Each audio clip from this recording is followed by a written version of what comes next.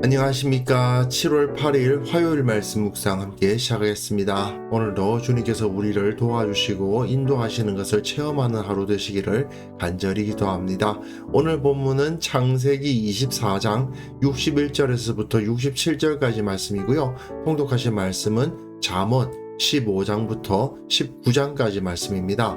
오늘 본문은 아브라함에게 아들 주시는 것은 그렇게 늦게 주셨으면서 왜 이렇게 배우자는 빠르게 준비해 주셨는가? 이 문제를 가지고 한번 생각해 보고자 합니다. 하나님의 뜻, 하나님의 때라는 것을 우리가 어떤 태도로 받아들여야 될지를 한번 생각해 보는 귀한 시간 되었으면 좋겠습니다. 그럼 먼저 말씀 보시겠습니다. 리브가가 일어나 여자 종들과 함께 낙타를 타고 그 사람을 따라가니 그 종이 리브가를 데리고 가니라. 그때 이삭이 브엘라헤로이에서 왔으니 그가 네게브 지역에 거주하였습니다. 이삭이 저물 때 들에 나가 묵상하다가 눈을 들어보매 낙타들이 오는지라. 리브가가 눈을 들어 이삭을 바라보고 낙타에서 내려 종에게 말하되 들에서 배회하다가 우리에게로 마주오는 자가 누구냐? 이는 내 주인이니이다. 리브가가 너울을 가지고 자기의 얼굴을 가리더라. 종이 그 행한 일을 다 이삭에게 아뢰매 이삭이 리브가를 인도하여 그의 어머니 사라의 장막으로 들이고 그를 맞이하여 아내로 삼고 사랑하였으니 이삭이 그의 어머니를 장례한 후에 위로를 얻었더라.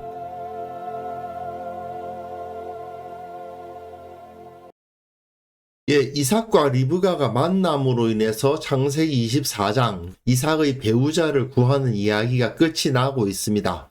이걸 통해서 하나님 나라의 통치자, 그 주인공 자리가 아브라함에게서부터 이삭으로 넘어가게 된 겁니다. 아브라함은 물론 이후에도 35년을 더 삽니다. 하지만 하나님의 구속사라는 차원에서 볼 때에는 이선으로 물러난 거죠. 이제는 이삭이 주인공이 됩니다.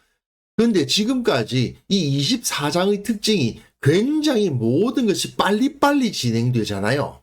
그런데 오늘 본문에서는 과연 그 빨리빨리가 이삭 입장에서도 빨리빨리였겠는가를 한번 생각해 볼 필요가 있는 거죠. 본문 보시면요. 리브가가 일어나 여자 종들과 함께 낙타를 타고 그 사람을 따라가니 그 종이 리브가를 데리고 가니라. 아브라함의 종이 리브가가 살던 그 성읍에 도착한 날에 리브가를 만나고 그 다음 날에 리브가 데리고 이삭에게로 오는 겁니다. 리브가의 입장에서는 아브라함의 종을 만난 게 어제예요. 그런데 오늘 이 사람을 따라서 자기 집을 떠나는 거예요. 그러니까 굉장히 빠른 움직임이죠.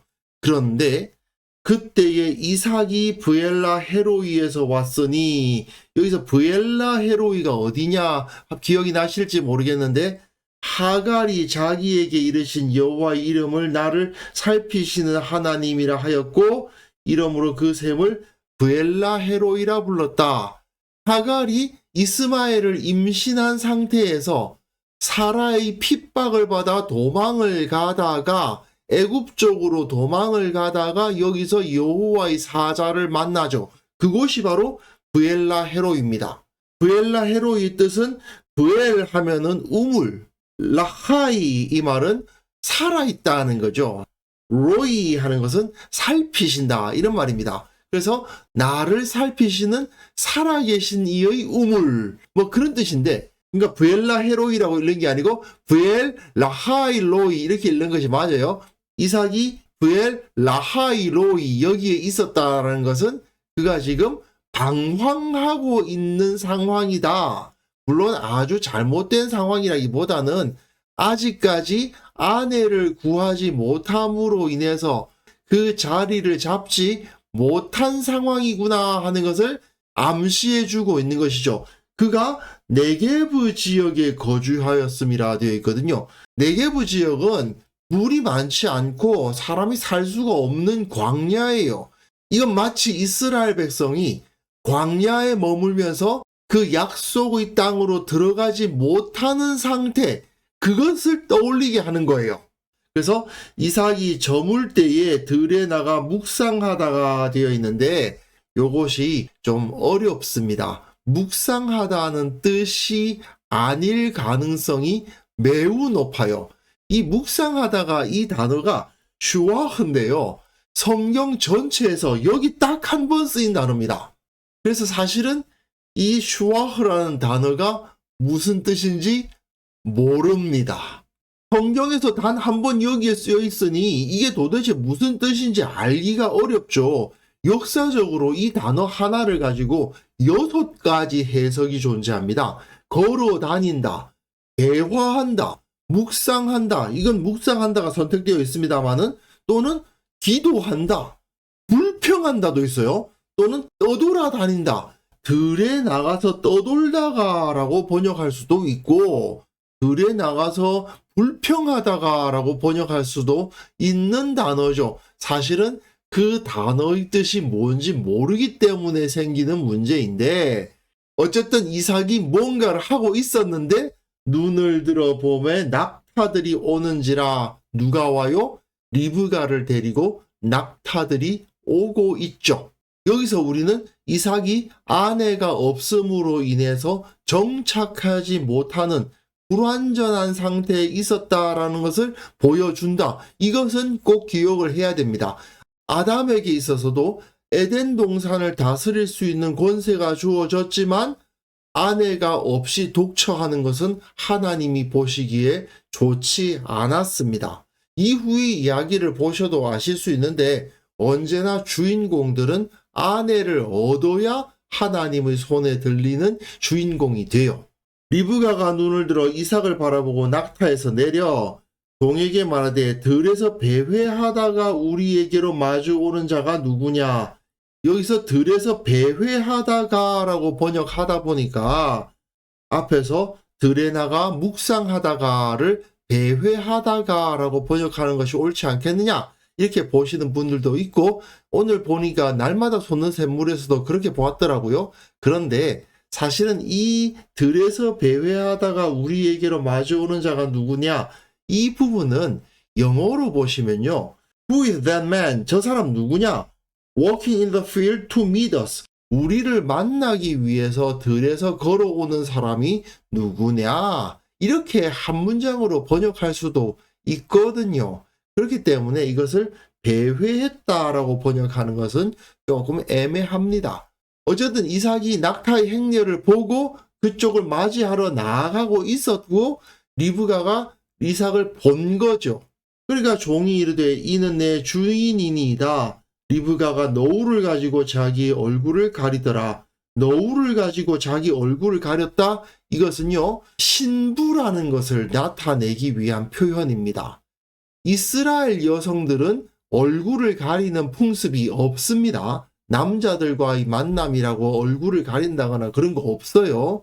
다만 결혼을 할 때에 식을 올린다고 할 수 있죠. 식을 올릴 때에 신부가 너울로 얼굴을 가리는데 여기서 리브가가 너울을 가지고 자기 얼굴을 가렸다는 것은 내가 당신의 아내가 될 사람이다 하는 것을 이삭에게 보여주는 행동입니다.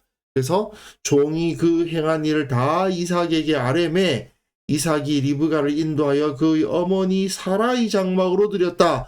사라는 3년 전에 죽었죠. 그런데 그 사라의 장막에 이제 리브가가 들어가게 되었다. 이것은 이삭이 아브라함의 자리로 리브가가 사라의 자리로 들어가서 그들을 대체하게 되었다라는 것을 의미합니다. 그래서 그를 맞이하여 아내로 삼고 사랑하였으니 이삭이 그의 어머니를 장례한 후 위로를 얻었다고 되어 있습니다.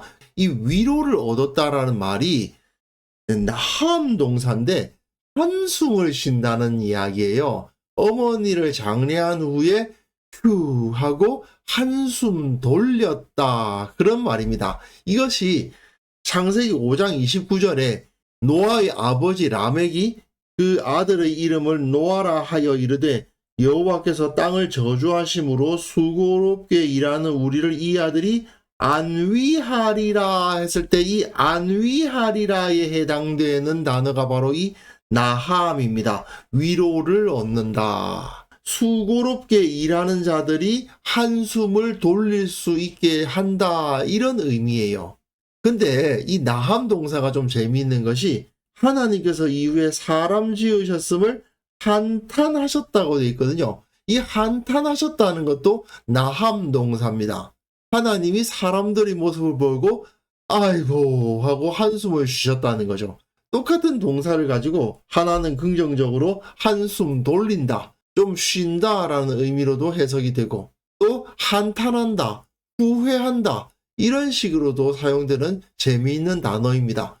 어쨌든 이삭은 사라를 아브라함이 이름으로 인해서 하나님 나라의 통치자의 자리에서 물러나게 되었는데 3년 동안 그 자리, 그 아내의 자리가 정해지지 않음으로 인해서 안정되지 못한 상태에 있다가 리브가를 얻음으로써 위로를 얻었다, 안정하게 되었다, 자리를 잡게 되었다, 이렇게 해석할 수가 있는 것이죠. 자, 그렇다면 말입니다. 이삭은 3년 동안 아내를 얻지 못함으로 인해서 안정되지 못한 상태에 머물러 있어야만 했습니다. 이삭이 40세가 되도록 그 배필을 얻지 못하고 있었잖아요. 그럼 이삭의 입장에서는 이 결혼이 굉장히 늦어진 거죠. 그러나 리브가의 입장에서는 어제 아브라함의 종을 만났는데 오늘 그 사람을 따라서 나와서는 자기 남편 될 사람을 만나고 있으니 굉장히 빠른 거 아닙니까? 이삭의 입장에서는 굉장히 늦은 거지만 리브가의 입장에서는 굉장히 빠르죠. 결국은 이 모든 것을 하나님께서 진행해 나가시다 보니까 어떤 사람의 입장에서는 굉장히 늦게 느껴질 수도 있고 어떤 사람의 입장에서는 굉장히 빠르게 느껴질 수도 있다는 것을 여기서 파악할 수가 있습니다.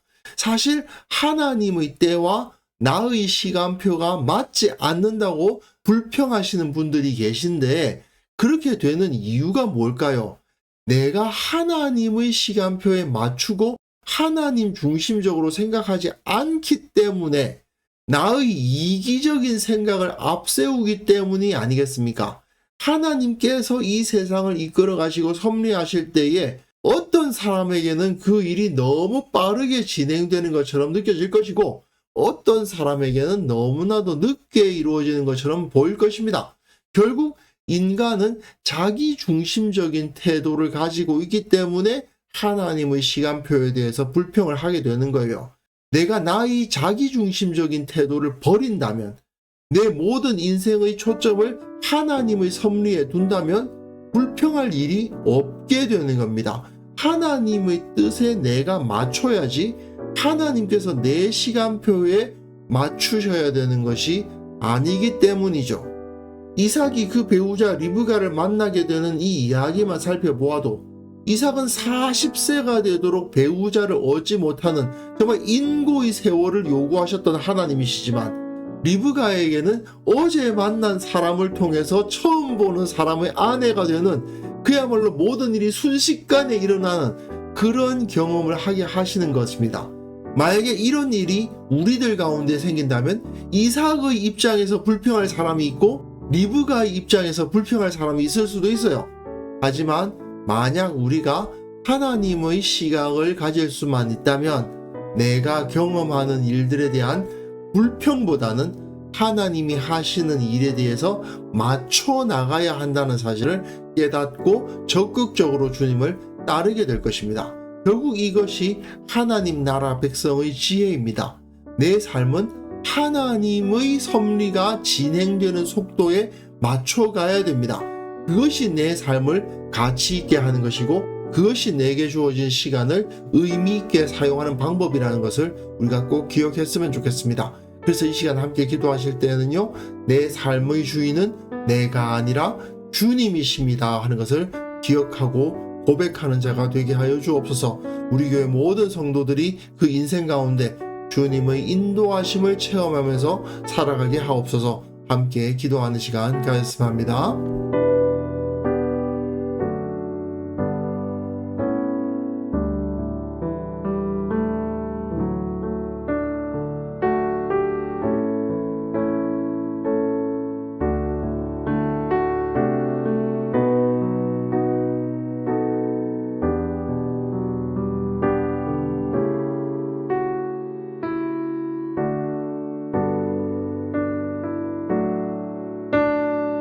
하나님 하나님 아버지, 내 삶의 주인이 내가 아니라 주님이심을 기억하며 내 모든 인생을 주님의 섭리에 맞추어 가는 것이 참된 가치 있는 삶임을 기억하며 살아가게 하여 주옵소서.